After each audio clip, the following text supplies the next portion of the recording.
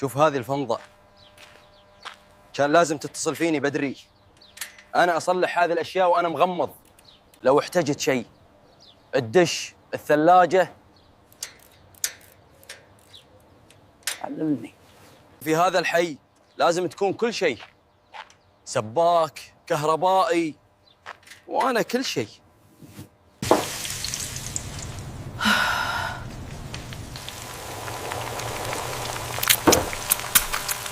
خربت البيضة، فطورك راح. عادي، سوي غيرها. روح نادى ذيب، يقول يعرف يصلبح كل شيء. هذا سخيف جدا. كيف سيصلح بيضة مكسورة؟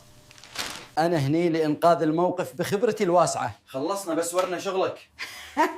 يا خوفي لا يخرب أكثر. خلوني عليها، البيضة في إيده أمينة. واضح العطل في الصفار،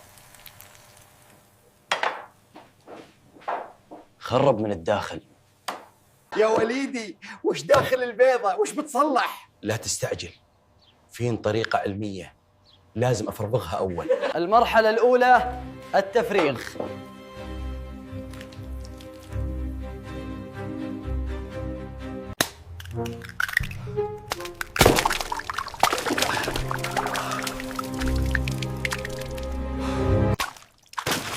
يا ولد، خربت المطبخ. هذه المرحلة الأولى.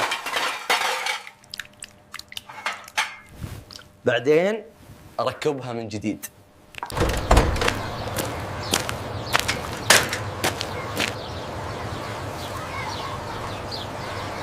ذيب الصيانة،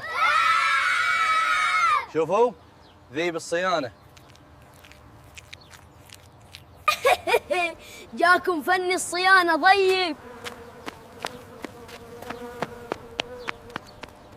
ومن يومها كل ما يخرب عندنا شيء نقول بس خلى آخر خيار قبل المقبرة.